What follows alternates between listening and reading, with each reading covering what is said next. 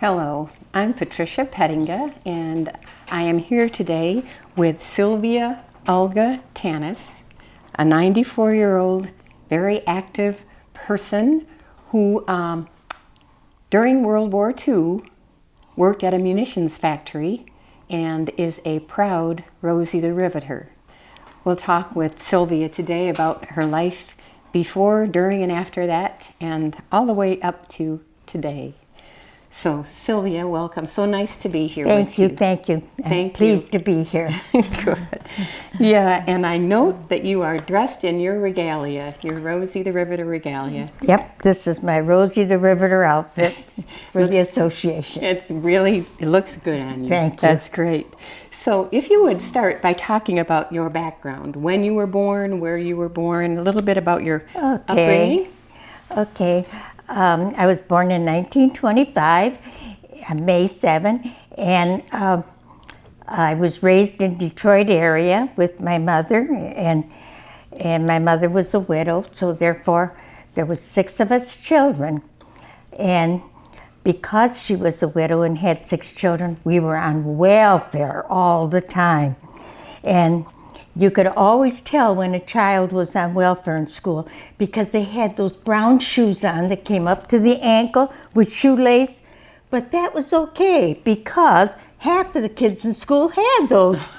So that wasn't so bad. Indeed. But as I grew up, then I learned to do more and appreciate more.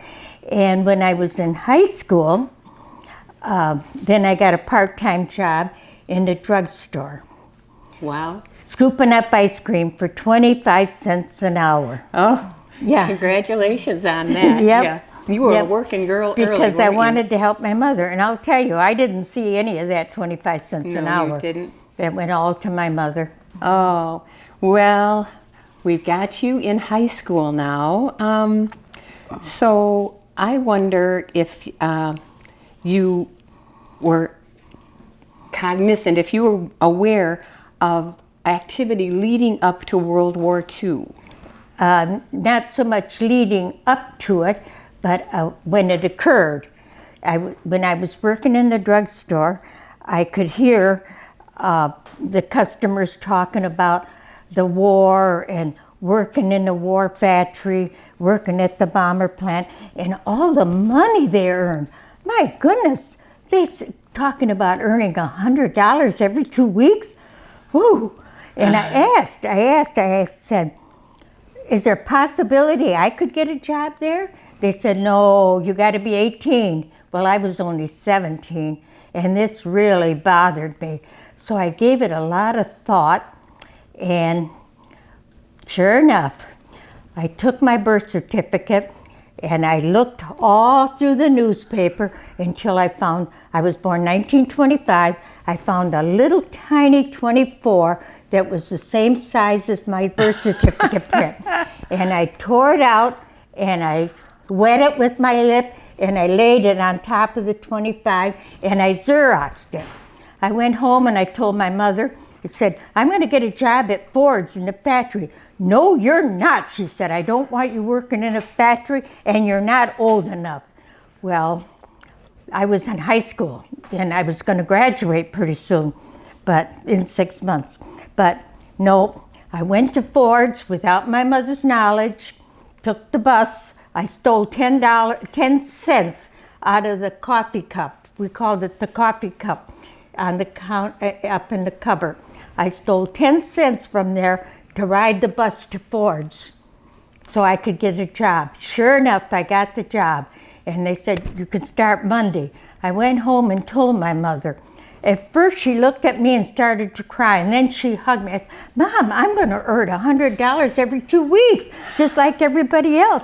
And she hugged me and kissed me and kissed me. She thought that was wonderful. Oh. And that's how I got my job at Ford's. That's great. And you had said before that part of the reason you wanted to work was not only to, what did you say, to get your family. To get my mother off of welfare. Right. I was sick of those brown knee-high, ankle-high shoes. Right, right. Well, and also you had other family members that were had enlisted. Right. I had two brothers in the Marines, and during the war, toward the latter part of the war, actually, and one of my brothers, my second brother, Alfred, was missing in action, and that was just absolutely devastating. I think my mother stayed in bed for a whole month and did nothing but cry. We couldn't get her to eat. We couldn't get her to take any activities. But fortunately, we got a telegram that's saying he was fine. And from what I remember, they found him in Midway Island with 3 other Marines. Yeah. So you wanted to work because of the money and how it would help your family and how it would, you told me before, also get your brothers. And to get my brothers home. Yeah. To get my brothers home. And then my younger brother, Richard, went in the service in the Army after the war ended. He went in the Army, and he made a career of it. He actually did the rest of his life in the Army. So the Rosie the Riveter PR campaign to get women to work, that's not what affected you. You learned about the war and the job at the drugstore. At the drugstore, Right. scooping up ice cream. So it was a big campaign that was very successful, but it was very successful to get you working at a Ford plant too. Right. All right. So what year was that again when you became, when you worked at the? It was in the late 42s that I got the job, and I worked until the end, Okay. till the day it ended. Till the day the war ended? Yes. In 45. Wow. Okay. So where did you work? I worked at the Rouge plant on Miller Avenue in Detroit area, and it was a huge, huge, huge plant.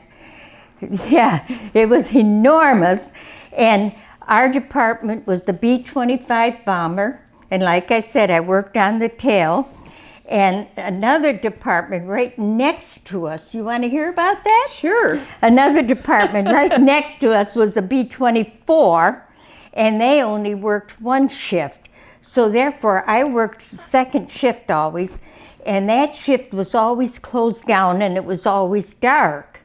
Well, they had, our toolboxes were made out of wood, and they were square on the floor, and they had doors that lifted up, and our tools were all in there. Well, we always used to throw our coats on there, but it was in the B-24 department, which was okay, which was dark, but we didn't have coat hangers, we didn't have lunch rooms. When we wanted to eat lunch, we would take a box, sit on there, and take our food out and eat it. We had to bring our own food. Wow. Okay. How about what you did exactly? Okay, Exactly what I did. Yeah. I basically helped put the de-icer on. The de-icer was a great big rubber mat that went around the tail. And it actually wasn't riveted on, it was screwed on.